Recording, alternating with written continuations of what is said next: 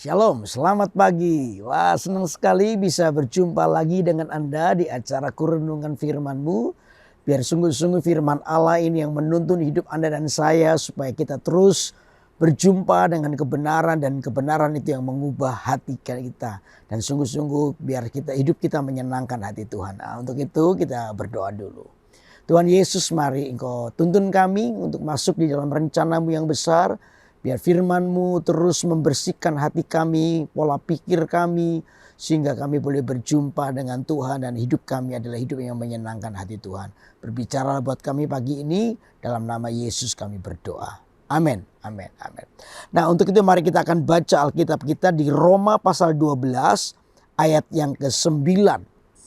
Ya, Roma pasal 12 ayat ke-9. Saya akan bacakan buat saudara. Dikatakan begini. Hendaklah kasih itu jangan pura-pura. Jauhilah yang jahat dan lakukanlah yang baik.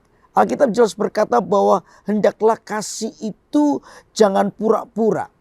Kalau Alkitab berkata bahwa kasih itu jangan pura-pura, maka dalam tiap-tiap orang, Anda dan saya, apa yang perlu dikembangkan? Yaitu ketulusan hati.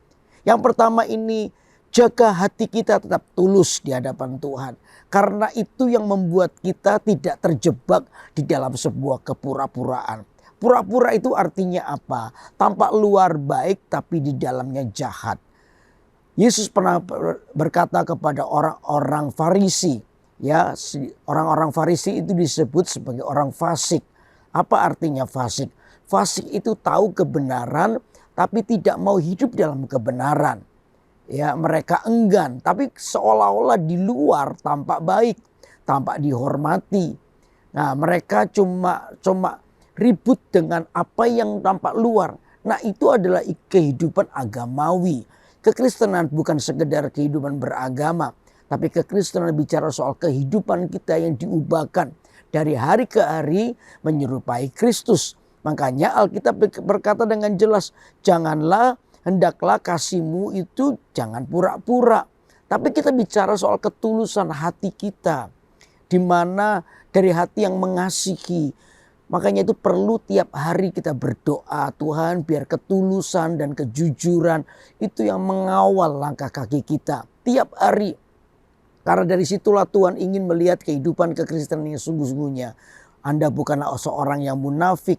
Kita semua bukan orang yang berpura-pura, tapi kita menjadi orang yang tulus mengasihi Tuhan dengan hati yang mengasihi Tuhan. Amin. Lalu yang kedua dikatakan jauhilah yang jahat.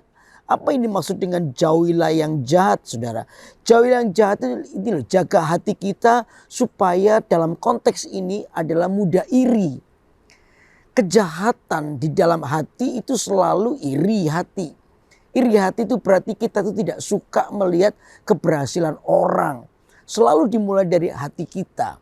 Hati kita ini dipenuhi dengan sebuah kecenderungan untuk kita ini nggak suka melihat orang lain berhasil. Nah, saudara, kejahatan itu timbul dari situ. Ya, hati-hati dengan ini. Kita tidak bersuka cita dengan keberhasilan orang lain. Kita ini suka tertawa di atas penderitaan orang lain. Ya, dan itu yang membuat tanpa sadar hati kita itu berubah.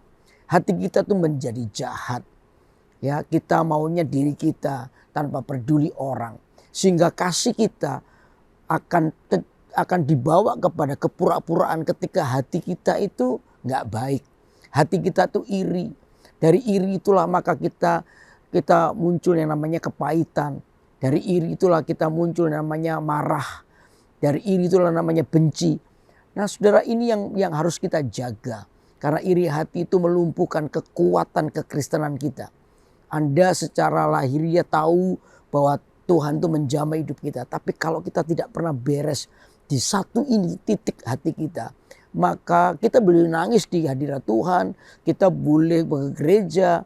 Tapi kita gagal untuk melihat sukacita di dalam melihat keberhasilan orang lain.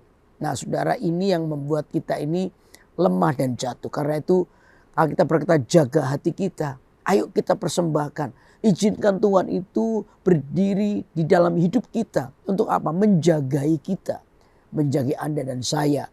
Karena sangat mudah dan itu tidak terlihat sebuah Hati yang penuh dengan keirian, hati itu nggak kelihatan tapi itu akan merusak yang di dalam. Sehingga orang salah motivasi, orang menjadi salah di dalam kasihnya. Kita tidak tulus, justru kita terjebak di namanya kepura-puraan. Ya. Lalu yang ketiga dikatakan apa? Dikatakan dan lakukanlah yang baik. Nah, kata lakukan yang baik ini adalah bicara soal peperangan rohani kita, saudara. Ya, peperangan rohani kita yang dimana kita ini mudah sekali untuk gagal atau menuruti keadaan hati kita ketika kita tidak pernah berjaga-jaga. Lakukanlah yang baik itu bicara soal bagaimana keputusan hidup kita. Saudara, dunia ini penuh dengan banyak tawaran dalam hati kita, ya. Dan pilihan kita itu menentukan di mana Anda tinggal dan apa yang mendiami hidup kita, itu pilihan kita. Kalau Anda memilih untuk mengasihi, Anda memilih untuk bersuka cita terhadap keberhasilan orang lain, maka produk hati kita adalah produk yang baik. Tapi kalau kita kalah di dalam peperangan rohani, lalu kita mengizinkan yang namanya iri hati, kejengkelan, marah, itu menguasai hati kita. Lalu kita terjebak dalam kepura-puraan, kelihatannya baik di luar tapi hati kita marah. Maka disitulah produksi hati kita itu adalah produksi hati yang jahat. Mudah bagi kita untuk merencanakan hal yang salah, membalas dendam kah, ya, ingin melihat kehancuran orang lain lah. Itu yang kuat di hati kita. Makanya Alkitab ini jelaskan ya, untuk supaya kita ini hati-hati dengan hati yang jahat, tapi lakukanlah apa yang baik. Saya percaya ini akan menjadi berkat buat hidup kita. Karena itu biar pagi ini mari kita jaga hati kita. Caranya bagaimana? Saudara, berikan hatimu kepada Tuhan. Tiap pagi, tiap hari. Ini yang menjadi doa kita, Tuhan. Biar ketulusan dan kejujuran itu yang terus mengawal langkah kakiku. Supaya saudara, produksi hati kita adalah produksi hati yang baik. Sehingga dari situlah maka kita tidak terjebak namanya kepura-puraan atau kemunafikan, tapi kita menjadi orang yang tulus dan percaya bahwa pilihan kita akan menentukan di mana Anda tinggal. Kalau Anda memilih yang baik, maka kebaikan Tuhan itu akan Anda hidupi dan terus kebaikan Tuhan akan kita alami. Amin. Untuk itu terus jaga hati kita dan biar tetap tulus sampai selama-lamanya. Amin. Mari kita berdoa. Tuhan Yesus, terima kasih hari ini biar hati kami menjadi hati yang tulus, hati yang baik, sehingga produk yang terjadi hasil dari hati kami adalah apa yang baik. Sehingga Tuhan kami boleh menjadi berkat kepada orang lain lewat kehidupan kami. Karena itu Tuhan tolong kami untuk terus memiliki kualitas hati yang baik. Perubahan demi perubahan terjadi oleh karena hadirat-Mu yang menjamah kehidupan kami. Terima kasih untuk waktu yang indah ini, kami serahkan semua dalam tangan Allah. Di dalam nama Yesus kami bersyukur. Haleluya. Amin. Amin. Biar firman Allah ini menjadi kekuatan buat hidup Anda dan saya. Karena itu kita terus butuh firman Allah. Terus ikuti acara Kurenungkan Firman-Mu tiap hari Senin pukul 6 pagi waktu Indonesia bagian Barat, atau pukul 7 pagi waktu Indonesia bagian Tengah di YouTube GMS Kalimantan. Saya percaya bahwa kekuatan Tuhan mengalir dari hati yang tulus, dari hati yang mengasihi Tuhan. Maka lahirlah sebuah kehidupan yang menjadi terang buat orang lain. Kalau tetap semangat, saudara yang belum subscribe silakan subscribe supaya Anda terupdate di acara-acara rohani yang pasti akan memberkati hidup Anda. Tetap semangat menghadapi hidup Anda, Tuhan memberkati kita. Bye-bye.